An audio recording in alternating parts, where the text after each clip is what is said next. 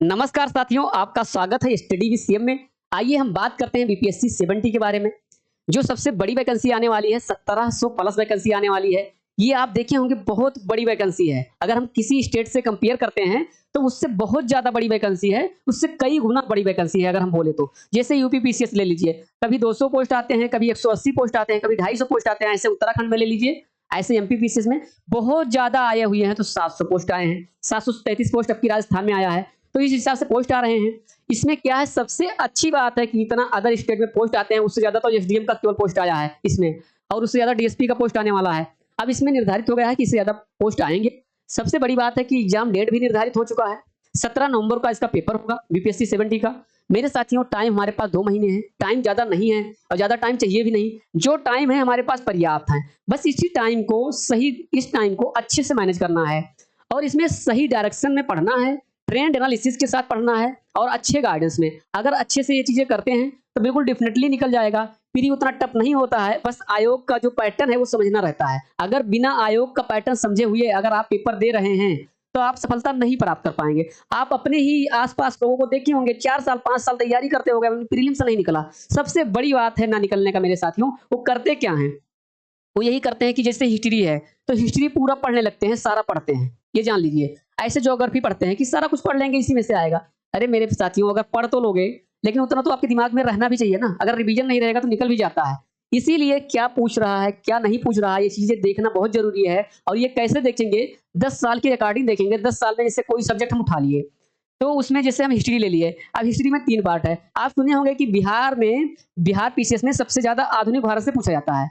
तो सब लोग आधुनिक भारत में यूरोपियों का आगमन से शुरू कर देते हैं कि चलो ठीक है वहां से हम पढ़ते हैं, लेकिन वहां से क्वेश्चन नहीं पूछ रहा है। आधुनिक भारत में कुछ टॉपिक है जिससे क्वेश्चन बार बार पूछ रहा है, हर साल पूछ रहा है, तो पहले उसको पढ़ने की जरूरत है। बहुत लोग प्राचीन भी नहीं पढ़ते हैं, मध्यकालीन नहीं पढ़ते हैं, उस पे लग जाते हैं। प्राचीन में सिंधु घाटी सभ्यता पे, उससे भी क्वेश्चन नहीं पूछ रहा है। उससे क्वेश्चन अगर कभी पूछ लिया तो एक क्वेश्चन पूछ लिया। तो ये चीजें पता होना चाहिए हमें, किससे क्वेश्चन पूछ रहा है आयोग, किससे क्वेश्चन नहीं पूछ रहा है। जिस टॉपिक से 10 साल में लगातार क्वेश्चन बिल्कुल बराबर पूछता हुआ आया है, वही टॉपिक को हमें टारगेट करना है, पहले उसी को प्रेफरेंस देना है।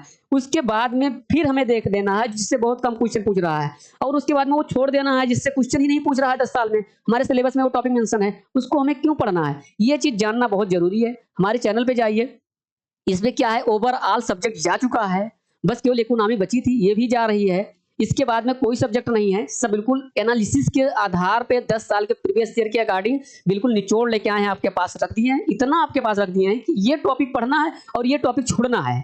अब वो आपके ऊपर है कितना आप मेहनत करते हैं ईमानदारी से, और कितना आप 2 महीने को कैसे हम मुट्ठी में अपने लेते हैं इस टाइम को। ये आपके लिए रामबाण साबित होगा। ऐसे हर सब्जेक्ट जा चुका है, आप जाइए देखिए।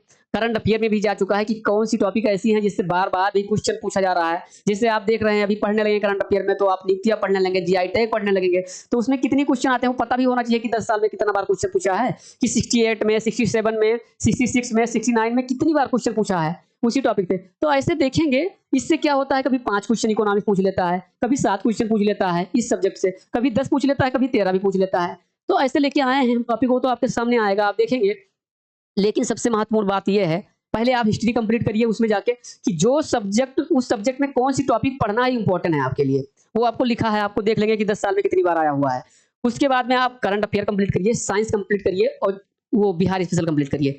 उसके बाद में ज्योग्राफी कंप्लीट करिए, फिर पॉलिटी इकोनॉमिक्स पे तब आना अगर समय बचेगा, नहीं तो उसको छोड़ देना, कोई बहुत विशेष बात नहीं रहेगी। अगर आ जाना तो कुछ टॉपिक पढ़ लेना, आपको आराम से हो जाएगा। आइए हम देखते हैं, ये देखते हैं मेरे साथियों। जैसे आप देखते हैं भारत में पंचवर्षीय योजनाएं नीति आयोग, इसमें कितने क्वेश्चन पूछे गए हैं।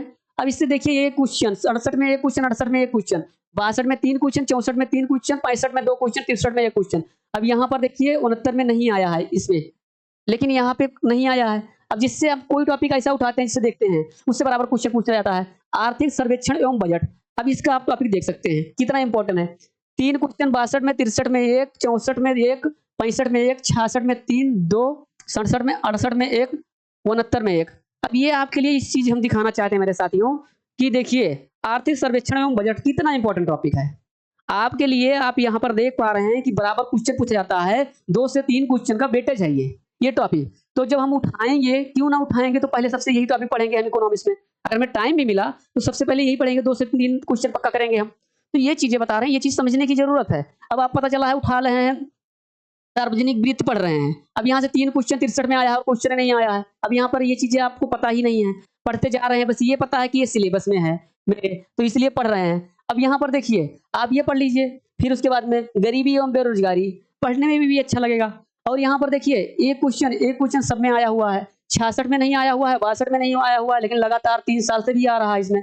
तो यहाँ से एक क्वेश्चन कंप्लीट हो जाएगा। कभी-कभी 2 क्वेश्चन पूछ ले रहा है, तो कभी-कभी 1-2 क्वेश्चन यहाँ से आ जाएगा। तो ऐसे में टारगेट करना है। ओवरऑल हम देखेंगे जब क्वेश्चन नहीं आ रहा है इस सब्जेक्ट से, 5 क्वेश्चन सब कुल आया है 69 में। अब बताइए, तो इसको लास्ट में देखना है, और अगर तरीके से पढ़ेंगे तो जितने क्वेश्चन आएंगे इसका मुट्ठी में रहेंगे। आप इकोनॉमिक्स से डरते हैं। अब आप सोचिए कि 1, 2, 3, 4, 5, 6, 7, 8, 9 टॉपिक। अब ये एनालिसिस के आधार पे है, तब 9 टॉपिक में तो और भी टॉपिक शामिल हैं। अब ये सोचिए, अब 9 टॉपिक आपके इसमें है सिलेबस में। अब 9 टॉपिक पढ़ोगे तो यही पढ़ते रह जाओगे। हाथ क्या आएंगे? 4 से 5 क्वेश्चन हाथ में आएंगे। तो इस तरह एग्जाम नहीं निकलने वाला है। एग्जाम अगर जब तक आप सही तरीके से सोचोगे नहीं, सही पैटर्न काम नहीं करोगे, तब जाके एग्जाम निकलेगा। अब यहाँ पर देखिए, इससे भी क्वेश्चन आ रहे हैं। यहाँ पर मुद्रा एवं बैंकिंग, यहाँ पर देखिए 62 से एक क्वेश्चन, 63 से 2, एक क्वेश्चन 66 में नहीं आया है, 67 में एक क्वेश्चन, 68 में, 69 में एक क्वेश्चन, इससे ये क्वेश्चन आ रहे हैं। तो जैसे यहाँ पे पढ़ लिया, अब हमें पता है कि ये चीजें पढ़ लें। अब जैसे हमें ये टॉपिक हमें मिल जाएगा, वहाँ पे ज्योग्राफी में मिल जाएगा, इससे क्वेश्चन उससे वहाँ पे भी आ रहे हैं, और यहाँ पे भी आ रहे हैं 2 क्वेश्चन, एक क्वेश्चन 65 में, इसमें नहीं आए हैं, 68 में एक, 69 में एक, तो यहाँ पे भी क्लियर हो जाएगा, वहाँ पे भी क्लियर हो जाएगा।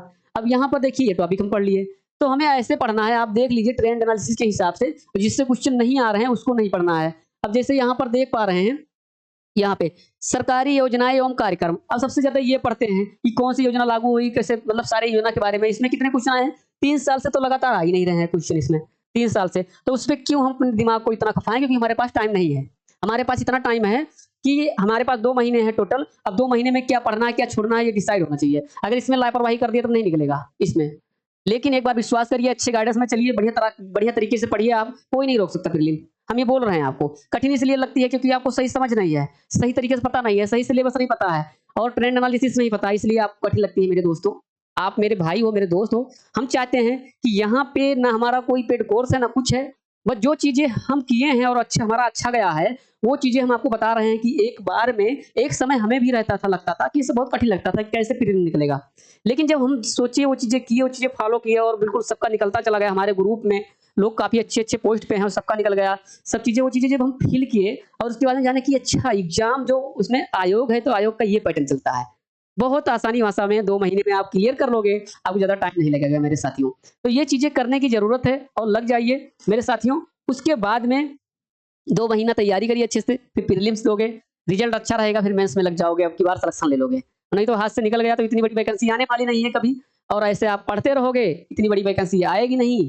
और ऐसे जब इतनी बड़ी वैकेंसी में सिलेक्शन नहीं होगा, तब 150-200 वैकेंसी में क्या सिलेक्शन होगा। इसके बाद वाली वैकेंसी छोटी होने वाली है, इसलिए अब की इतना बड़ी वैकेंसी आ रही है। तो इसलिए आप देख लीजिए सारा टॉपिक, ऐसे सारे सब्जेक्ट देख लीजिए, बढ़िया तरीके से लग जाइए। 2 महीना अपने आप को दे दीजिए, 2 महीने बाद इंजॉय करना। फिर आप नहीं तो फिर अपना मेंस, अगर प्रीलिम्स हो गया, मेंस में जाना, मेंस लिखना अच्छे से, उसकी तैयारी अच्छे से बेहतर करना, इंटरव्यू देना, उसके लाइव भर एंजॉय करना है। और नहीं तो 2 महीने एंजॉय कर लीजिए। आगे की, जब आगे आपका एज निकल जाएगा, और जब आपके लिए उतना वैकेंसी नहीं आएगी, और आप परेशान रहोगे, एग्जाम नहीं क्लियर होगा, और इतना बेरोजगारी है, तो बड़ी दिक्कतें आई चली जाएंगी। तो समय रहते हुए कर लीजिए, नहीं तो बहुत ज्यादा दिक्कत देती है। जब समय की मार पड़ती है किसी को, तो समझ में नहीं आता, तो लोगों को मौत भी आसान लगती है। तो वो दिन मत आने दीजिए मेरे साथियों, क्योंकि पहले समय रहते हुए किसी का ताना ना सुनना पड़े, आप कामयाब हो जाइए। ना तो जो पड़ोसी होते हैं, जो ये लोग जाते हैं कंपनी में काम करने, कहीं जाते हैं किसी में फैक्ट्री में काम करने, वो गांव में कमा के आते हैं, उनका एक तारीफ करते हैं। जो बच्चा पढ़ने जाता है, मेहनत करता है, उसका लोग बुराई करते हैं और ताना मारते हैं। अगर आप सक्सेस नहीं होगे तो लाइफ भर ताना मारेंगे। तो इसलिए वो दिन ना आने देना मेरे साथियों, कि जो पड़ोसी लोग बोलते हैं, नात रिश्तेदार बोलते हैं, यार दोस्त बोलते हैं, कोई नहीं होता यहाँ पे, उनके मुंह में ताला लगा दिया अब की बार इतनी बड़ी वैकेंसी में। और 2 महीने में आप पढ़ के वो चीजें मुकाम हासिल करिए जो लोग कोई सपने में नहीं सोच सकते। और आप मिसाल कायम कर दीजिए, आपका लोग प्रेरणादायक आप बनिए अपने गांव का, अपने गांव के जो उज्जवल भविष्य है उसको आगे बढ़ाइए। आने वाली जो जनरेशन है, वो आपको देख के लोग प्रेरित होंगे और आगे बढ़ाएंगे, बच्चों को अपने पढ़ाएंगे, शिक्षा व्यवस्था वहाँ की बहुत बेहतर होगी। तो ये चीजें करना है मेरे साथियों। हाँ, यहाँ पे लग जाइए, 2 महीने हमारे ऊपर विश्वास करिए और अच्छे से काम करिए ईमानदारी से। डेफिनेटली आपके सिलेक्शन होगा, कोई नहीं रोक सकता है। चलिए फिर अगले क्लास में मिलेंगे मेरे साथियों। जय हिंद, जय भारत।